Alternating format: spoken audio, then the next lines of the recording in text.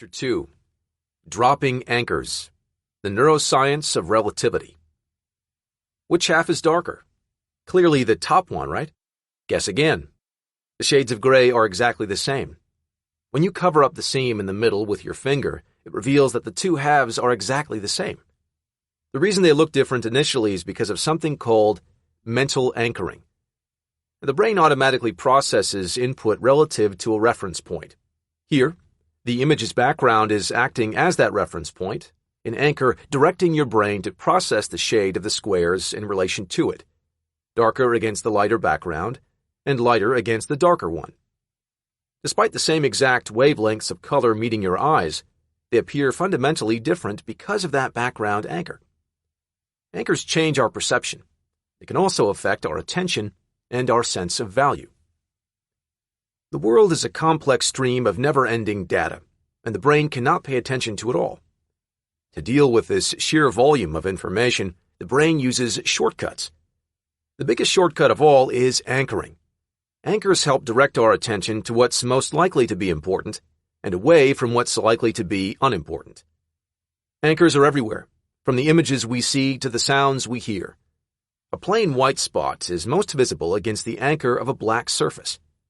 When you grow up in a city, you're used to street noises at night, cars driving, people walking, even the occasional alarm going off. This constant, reliable level of city noise is your aural anchor.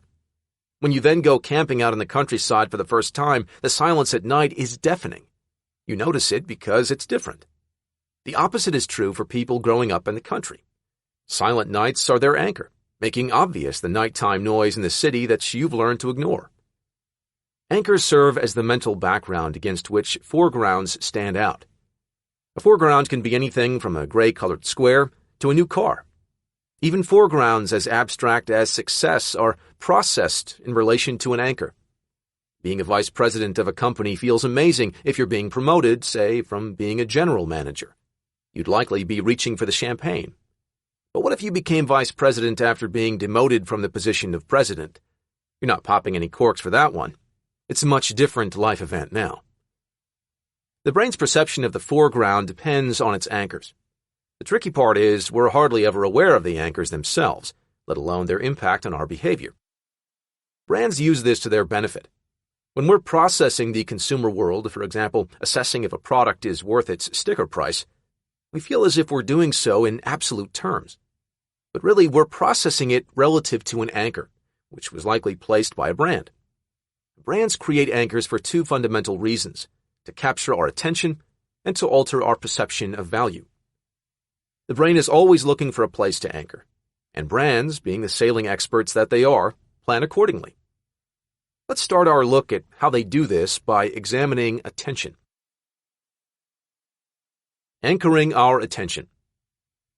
The impetus for paying attention to something generally comes from one of two places: inside of us or outside of us.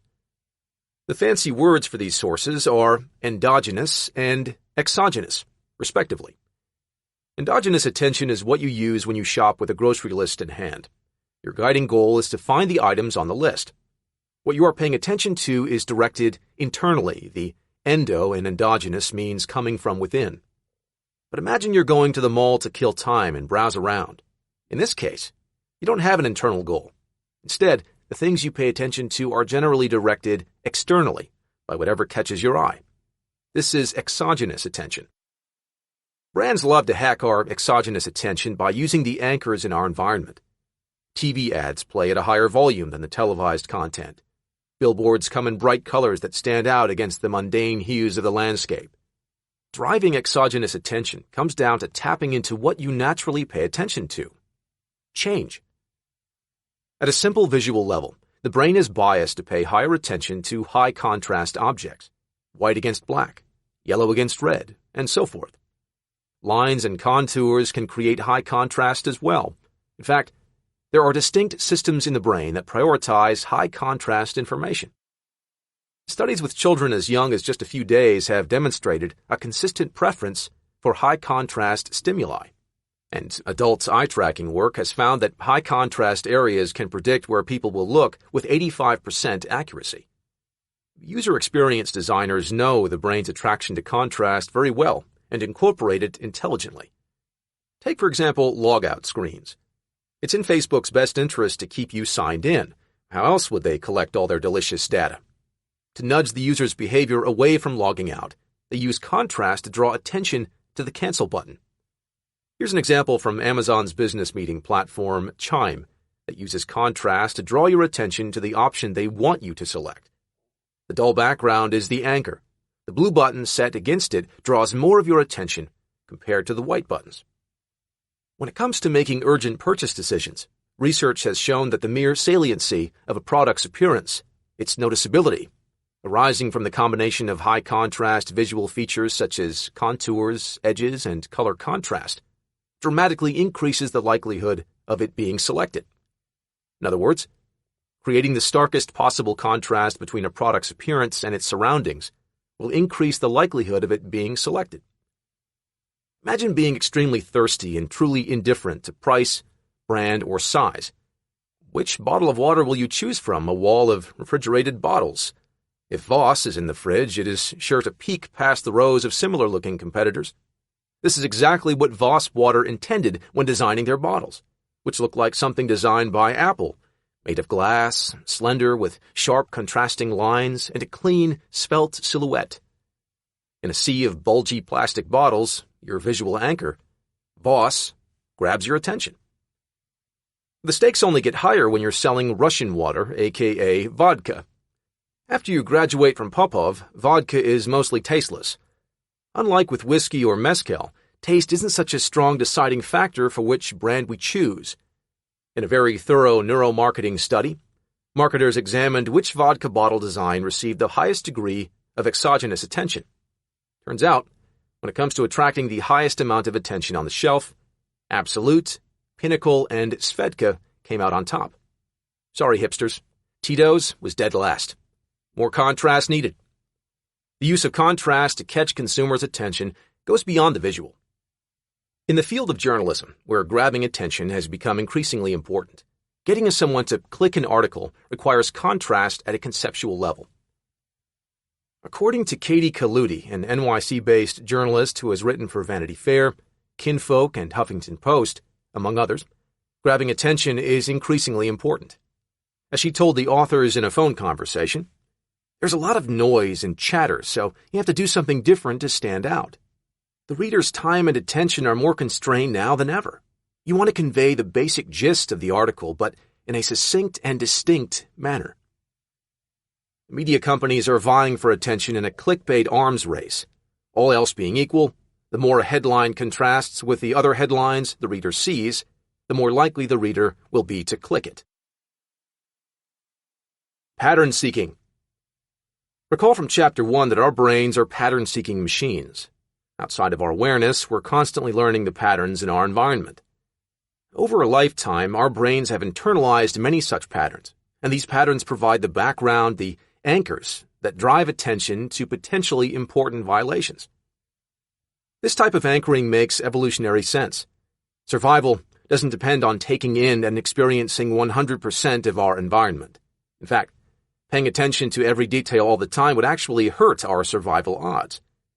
Survival depends on quick action, and our brains have evolved to process just enough perceptual information in order to act.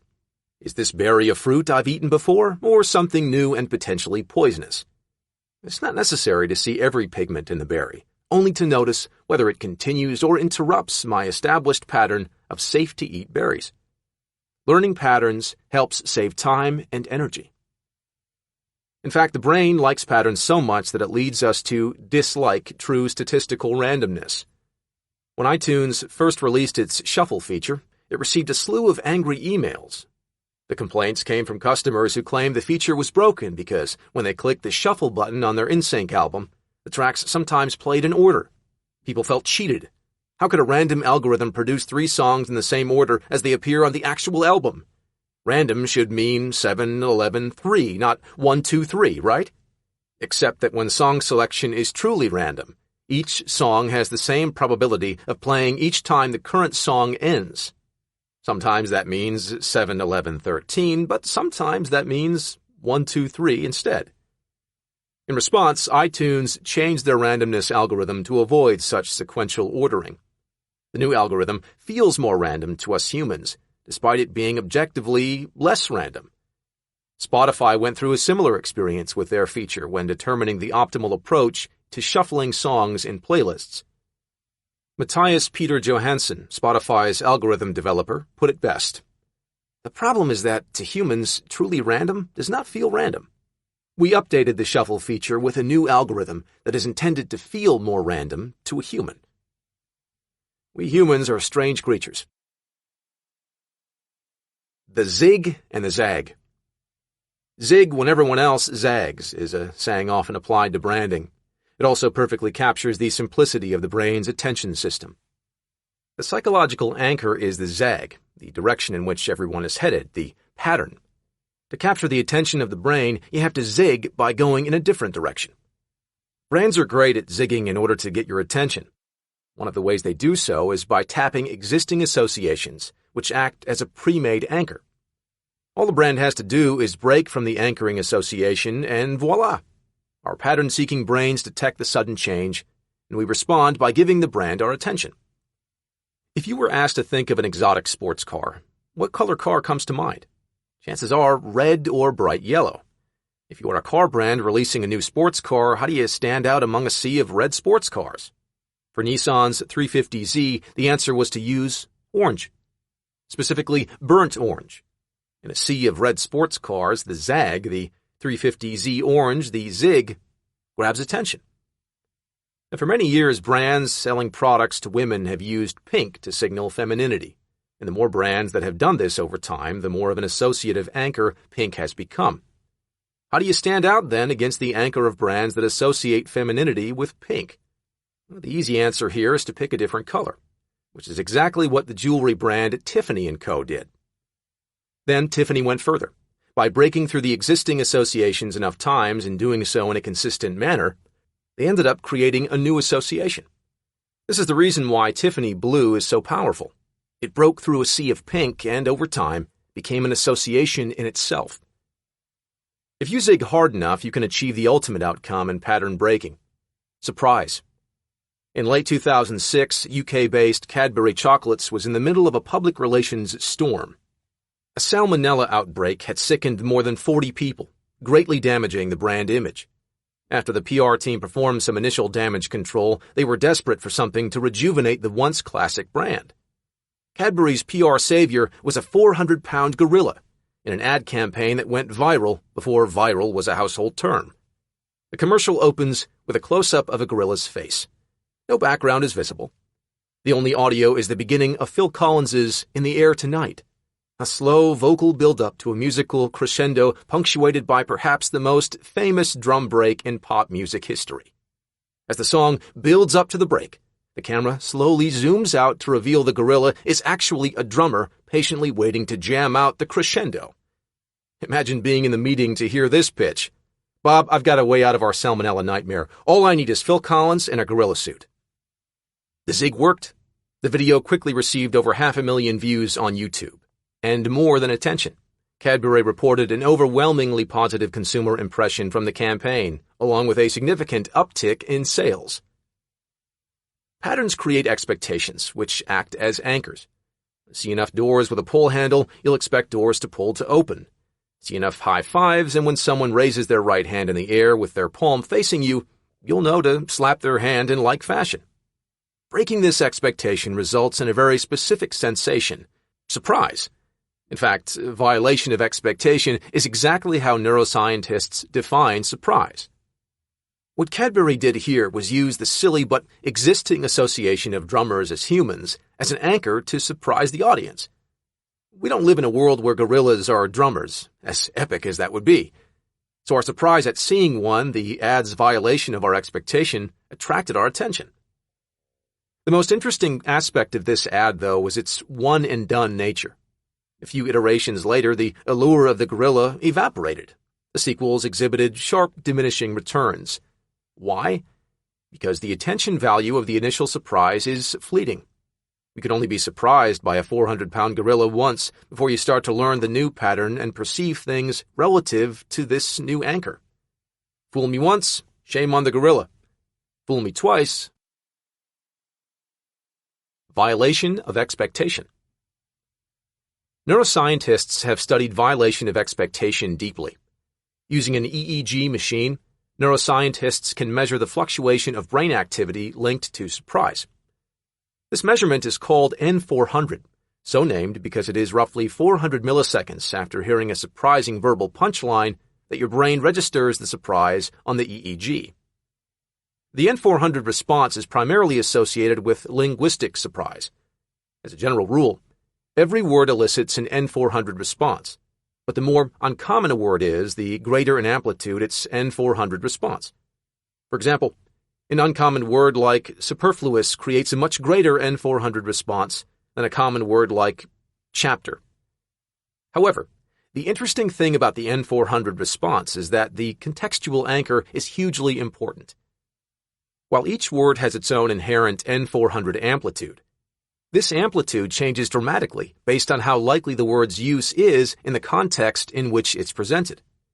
For example, take the sentence, "I long to marry my one and only true blank."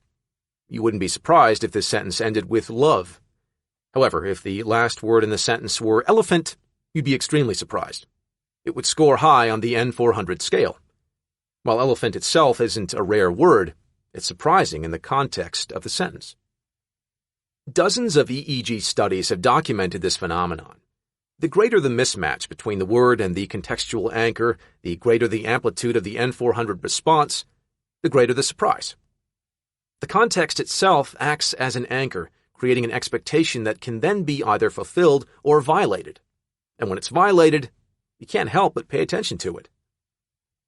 Comedians know this intuitively, and perhaps no one utilizes this tool better than Anthony Jeselnik.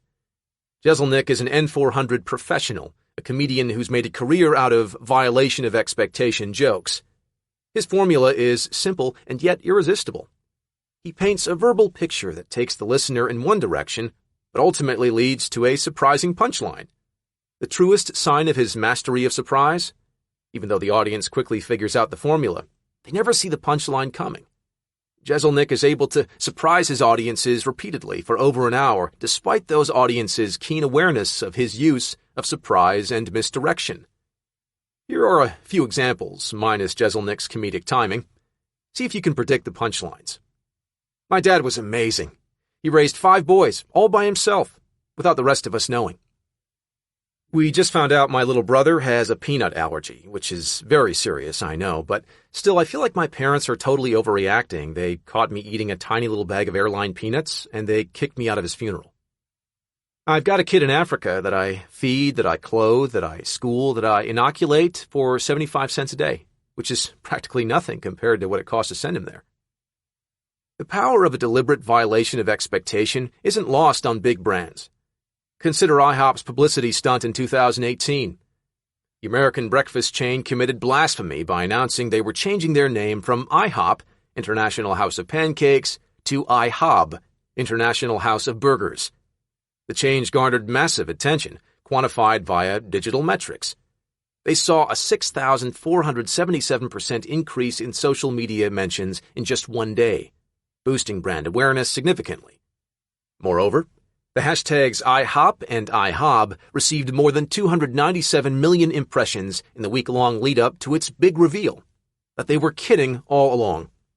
They pulled the stunt to grab consumer attention for the rollout of their new product, burgers. And burgers are not themselves surprising stimuli. In its normal context, the word burger would generate no N400 at all. But in context of IHO, with pancakes as the anchor, massive N400 and a massive grab of our attention. Endogenous attention. Vigilance against shiny things. From billboards to flashy packaging to zig advertising, anchors are used to drive consumer attention.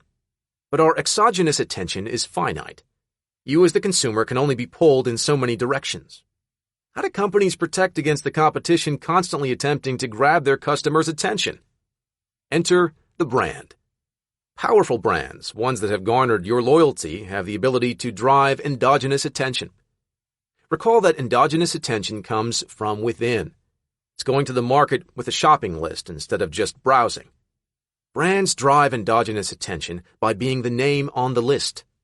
Buy Kraft macaroni and cheese. Buy Doritos chips. Say you have a strong preference for a brand of water like Dasani. At the moment of purchase, you will search for bottled water in endogenous mode. You'll search for Dasani. Companies don't have to grab your attention externally if they are already in your head. What's interesting about endogenous attention is that it also serves as protection against exogenous attention grabs from competitors. The more we favor Dasani, the less likely we are to see the alternatives. We are literally blind to Dasani's competition. A massive win for Dasani. Being in an endogenous mode for a brand dulls the visual, attention-grabbing effects of sharp angles, colors, and contrasts. Remember the previously quoted study where visual attention could be predicted with 85% accuracy based on visually salient features? That was in browsing exogenous mode. The moment you give test subjects a goal, the prediction accuracy plummets to 40%, which is to say that, when in endogenous mode, visual attention-grabbing tricks are not very effective. This may seem like a moment to celebrate. After all, endogenous mode seems to undo the effects of the previous attention hack. But pause the high fives and let's take a moment to reflect. When the brain shifts from browsing attention, exogenous, to goal-oriented attention, endogenous, the brain literally sees less. The brain goes selectively blind. In a study by Harvard researcher Daniel Simons, blindness is exactly how you would describe it. The experiment design is brilliant. A person playing a tourist holding a map walks up to a stranger to ask for directions. While the stranger is looking at the map, a pair of movers walk past holding a painting, and the tourist changes places with one of the movers. The new tourist continues to speak to the stranger, and the stranger has no idea the tourist is a whole new person. Another classic study by Simons validated our tendency to be blinded by attention. If you're not familiar with this already, you should try it yourself before listening on. In the study, subjects watched a video of a group of people bouncing a ball back and forth and were asked to count the number of bounces. With their endogenous attention directing their gaze onto the ball, the subjects completely miss a man in a gorilla suit walking through the middle of the group. When our attention is anchored endogenously on things like reading a map or counting bounces, we are mentally blind. A strong enough anchor has the power to blind us to everything else, even gorillas. Don't gloss over the importance of this. One of the top wishes a genie could grant a company is to physically blind customers to its competition. But companies don't need a genie for this. Our loyalty to the brand flips our brain into goal-oriented endogenous mode.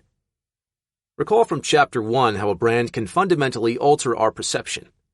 It can also fundamentally alter our attention in its favor. From attention to value. Back to the original point. Brains are like boats, always looking for places to anchor, because our brains use anchors to process and contextualize the world. The brain's reliance on anchors is key to the psychology of surprise, perception, and attention. But anchors can do more than distort our attention. They also have the power to distort our sense of value. To understand this, first we need to understand the strange effect that numbers have on us. Throw some numbers at the brain and anchoring kicks into overdrive. Whenever numbers are present, the brain uses these numerical references as anchors of value. Anchoring makes us fall for numerical as well as visual illusions. In a study by the famous behavioral scientist Daniel Kahneman, participants spun a game show-style wheel on which each placard contained a random number between 1 and 100. After each spin, the subjects were asked impossible numerical questions designed to make them guess. For example, what percentage of Zimbabwe's population has traveled outside the country? Or what is the average temperature in Bozeman, Montana? Fascinatingly, their answers correlated to the numbers they received when spinning the wheel. If they'd spun a high number, they were more likely to respond with a high estimate, and vice versa for low numbers. And despite the fact that participants were fully aware that the number they'd landed on was random and had nothing to do with their question, the number nonetheless anchored and biased their response. And here's where the stakes are raised. When these anchors are amounts of money, they have a major effect on what we're willing to spend. In a real-world experiment outside the Exploratorium Museum in San Francisco, passers-by were asked if they'd be willing to donate money to help wildlife affected by a recent oil spill. Being good West Coast Samaritans, most people were willing to donate some amount of money, a generous $64 on average. But when participants were given a subtle numerical anchor via being asked if they would donate a specific number of dollars, it warped their responses significantly. When this number was $5, it shrunk the donation average to $20. When the anchor was $400, the response ballooned to $143. Similarly, when Williams-Sonoma placed a $429 bread maker on the shelf near a $279 model, the $429 unit, predictably, did not sell. However, sales of the cheaper $279 model doubled. Knowing nothing of bread makers and facing the option of only one model at $279, your brain is lost. Is $279 a fair price? Is it a steal? Is it overpriced? We can't figure this out. But put the same $279 bread maker next to one for $429, and the brain is no longer lost. The $429 serves as an anchor that puts $279 in perspective. Next to this anchor, $279 seems like a good deal. Similar effects have been found on menus. If you put an expensive entree first, no one may actually buy it, but everything else looks much cheaper, and therefore much more appealing by contrast. The brain is so receptive to numerical anchors that companies don't even need an expensive alternative to make us think their price is a steal. Fast food restaurant ads are filled with proud declarations of the best dollar menu. This makes sense. $1 for a burger feels like a really good deal. What doesn't make sense is trying to charge $4 for a burger while the competition is shouting about their $1 burger. Yet Carl's Jr. did exactly that, and succeeded. While the rest of the industry engaged in a race to the bottom, Carl's Jr. introduced the $6 burger, which you could have for the tasty price of $4. And the name itself provided an anchor for value. It told you how much you should, or rather would, pay elsewhere. Priced at $4, you think you're getting a great deal. Carl's Jr. changed its customer's anchor. This brings us to MSRPs. What in the world is an MSRP? It stands for Manufacturer's Suggested Retail Price. You may know that already. What you may not know is the psychological impact of an MSRP. MSRPs act as anchors for our sense of value. Amazon consistently uses them to anchor value. Their product listings proudly display the original, much higher price. Seeing the $300 MSRP for a set of Bose noise-canceling headphones next to the Amazon price of $150 makes the purchase feel like a hot buy. Never mind the fact most internet retailers are selling at or near Amazon's price. Numerical limits also drive up purchasing by serving as an anchor in your mind. If a grocery store puts up a big sign in the produce section stating that the maximum number of apples you can buy is 15, your brain picks up that number as the all-important anchor for deciding. Researchers tested this directly with soup and found that people are much more likely to buy 4 cans of soup than 2 when they are told there is a 4-can limit. We saw earlier how brands, to capture our attention, create or tap into a consistent pattern in our minds, only to violate that pattern. They do the same thing with price. Macy's, for example, is famous, or rather infamous, for exactly this type of strategy. The company plans periods of no sales paired with shorter yet consistent periods of sales. You walk into a Macy's and see a Ralph Lauren men's suit priced at $700. That is the reference point your brain uses to anchor the suit's value. You walk in a month later on President's Day weekend and the same suit is on sale for $400. Since the value is already anchored at $700, $400 sounds like a great deal, despite the fact that every major holiday brings a Macy's sale with a similar discount. Old Navy takes this to another level by always having items on sale. Think about it. When was the last time you walked past an Old Navy and didn't see a window advertisement for a sale? The original price is always knocked off at Old Navy, and yet consumers keep buying into the anchor. Some criticize Macy's and Old Navy for exercising what is essentially fake pricing.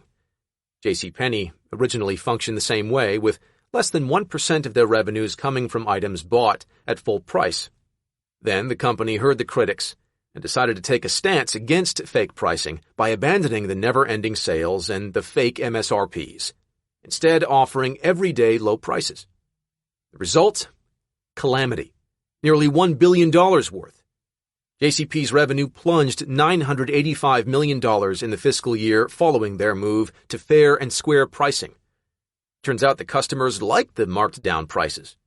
Their brains wanted the reference of the inflated, untrue price to help justify their purchases. JCP's CEO Ron Johnson, the famous retail architect behind Target's affordable chic design and Apple's Genius bars, stepped down, and marked-down sale prices returned. The result? Revenue recovered. A moment of silence here is appropriate. A historic American business did something truly noble by saying their MSRPs were fake. For every item, they moved to one price, which was lower than the previous sale price. In theory, this made total sense, less noise and more savings to the customer. The fact that it failed shows how deeply ingrained the anchor mechanism is inside the brain. It is such a powerful influencer that a noble effort on JCP's part, one that was objectively good for the customer, was spurned by customers because, well, we wanted fake prices. Nonetheless, a hat tip to you, Mr. Johnson. The Goldilocks bias. What if, in looking for numerical anchors, the brain sees 3 pricing options rather than 2? What then? Well, then the brain engages in something called the Goldilocks bias. Given 3 options, we lean toward the middle one. Marketers often deliberately set up the option they want us to choose as the middle one. Do you want a 12-ounce steak for $18, a 14-ounce steak for $22, or a 16-ounce steak for $26? Most people opt for 14 ounces. How do we know people don't just naturally prefer the 14-ounce steak on its own merit? Because when it becomes the lowest option, when the choice is changed to 14, 16, and 18 ounces, 16 ounces becomes the more popular choice. It's the middleness of the option that is the persuasive factor. BuyAutoParts.com, one of the earliest companies to sell auto parts online, used the middle option successfully during co-author Prince's tenure there as the head of marketing. The auto parts sold came in 3 options in order of price: remanufactured, unbranded new, and branded new. Over 80% of the time, customers chose the middle option, unbranded new. The middle was doubly appealing in this situation because the average shopper is not a car parts expert. They know they need a radiator, but don't know how to tell a good radiator from a bad one. Behavioral economists describe this as operating under high uncertainty. Without other information to guide our sense of value, the Goldilocks bias is an even more effective anchor. Diminishing returns. The impact of anchors also gives rise to the phenomenon of diminishing returns, especially when it comes to money. Money seems less valuable the more of it there is. Your perception of the amount of value you receive from a $100 bill goes down depending on how much money you already have. If you're broke, $100 means the world. If you're Jeff Bezos, $100 is hardly worth the effort to bend over to pick it up. The amount of money you already have in the bank serves as a psychological anchor, which brings down the weighted psychological value of new gains. Each additional dollar means less and less. This also works with anchors other than your existing wealth. Brands can create an anchor within a buying experience to distort how you value the money you're forking over. A prime example of this is add-on pricing. Buying a digital pen for $100 might sound like a lot of money. But if you've just committed to spending $2,000 on a Microsoft Surface Pro laptop, an additional $100 doesn't feel as heavy. German luxury car manufacturers are especially adept at this. Take BMW, for example. Say you want to treat yourself for your promotion and buy a $68,000 BMW M3. Not a bad choice. If you aren't afraid of speeding tickets and want to go for broke with the color red, notorious for its magnetic attraction of police cruisers, you have to pay for it. That's right. BMW has the nerve to charge you for the color of the car. For $550 more, you can have your red M3. This is sadly humorous, considering colorless isn't the default option. BMW does it because they know you'll pay for it. Plus $500 for wireless charging and Bluetooth, and another $300 just to connect your Apple device. Really? $200 for the heated steering wheel, $1,100 for the mirror caps, and $430 to paint the grille black. It goes on and on. Why? Because what's a few $100s when you're already paying nearly $70,000 for the car? Anytime you make a big purchase like a car or a house, you're vulnerable to how that large anchor warps your perception of value. Everything else seems small by comparison. When it comes to the mathematics of value, the calculation does not take place in a vacuum.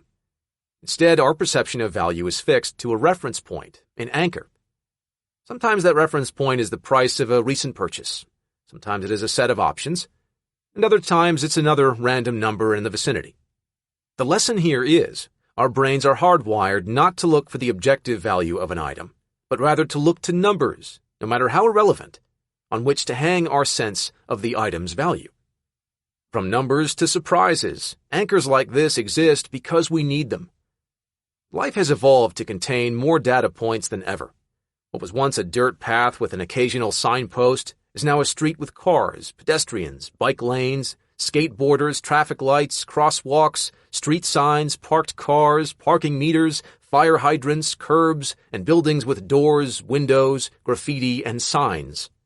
If it weren't for shortcuts like anchoring that let our brain prioritize all of this information, we might never leave the house. The consumer world is especially busy with billboards, TV and radio commercials, social media ads, clickbait articles, influencer sponsorships, and much more. No wonder our attention span is shortening. With all the noise, brands have more incentive to design for our brain's tendency to look for anchors. How else would they capture our attention? And in the chaos of the modern environment, our overstimulated, overtaxed brains are even happier for an excuse to shut out alternative options or rely on convenient value-anchoring numbers. The French philosopher Simone Weil was right when she said, "Attention is the rarest and purest form of generosity." Knowing how anchors work provides us with a newfound appreciation for our own most valuable resource. And instead of passively allowing it to be taken, we can at least make brands earn it.